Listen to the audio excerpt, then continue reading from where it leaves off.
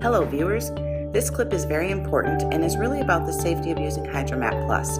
The owner of the manufacturing company, Mr. Milan Havala, will introduce several safety features of the design gas for the operators to work in a clean and safe environment. In this short segment video, Dr. Bruce Blair-Chemical Scientist, will clearly illustrate in lecture format why HYDRO MAP Plus is the safest and cleanest gas available and why. Please listen and enjoy. Acetylene torch and exactly how it popped out. Now, whoop, got to turn that off. Have to edit that out. Alright, now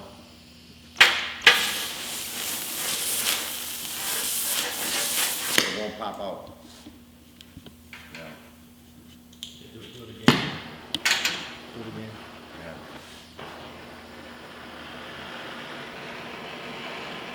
Got it here, the greasy spot.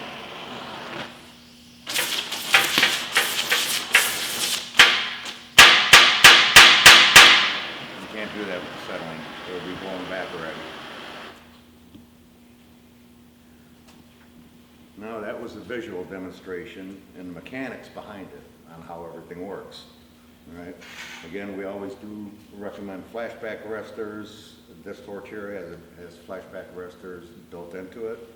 So, but we still also have them up on the tank set as well. Now Doc here, he's going to explain it to you from the molecular perspective of exactly why the two gases behave the way that they do.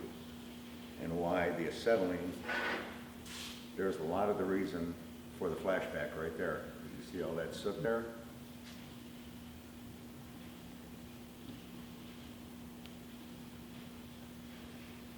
And with this, you don't get that. That was just from that little bit that I lit it. If you look here,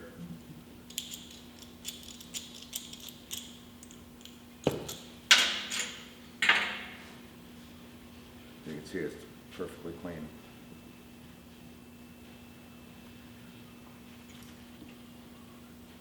On you. My name's Bruce, and let's take a look at what we're actually looking at between these two different materials, acetylene and hydrogen. Well, of course, we need an oxidizer to be able to make the heat that we need to do our welding or cutting or whatever we want. But let's take a look first at the HYDRO MAP. The HYDRO MAP uses hydrogen and oxygen. There's no carbon in this equation with the HYDRO MAP. All we're using is hydrogen and oxygen, and the final product, these are the reactants here, the final product is water. Carbon is not involved in this reaction. Hydrogen has a molar mass of 2, which is an extremely light molecule, so the velocity of the hydrogen can be very, the linear velocity can be much more even at a lower pressure. Oxygen has a molar mass of 32. Now let's take a look at the acetylene plus the oxygen. Here we have the acetylene, and I hope I balanced this equation correctly. Here we have acetylene. Look what we have in acetylene for the actual combustible gas. These both equations are called combustion reactions. This one here has carbon. We have carbon in the acetylene. Of course, we always have to have oxygen to be able to burn. So the products that we get when we burn acetylene is carbon dioxide and water. If you notice, in the products, we have a carbon. There's a carbon. The molar mass of acetylene is 26. And 26 compared to 2 is a large difference. So that the linear velocity, of course, of acetylene is going to be much less than it will be for hydrogen. Of course, the molar mass of oxygen stays the same. Now, the linear velocity of acetylene is less than the hydrogen.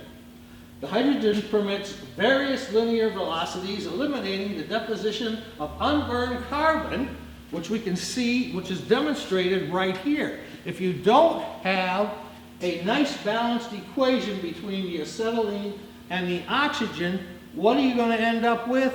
You're going to end up with uncombusted carbon.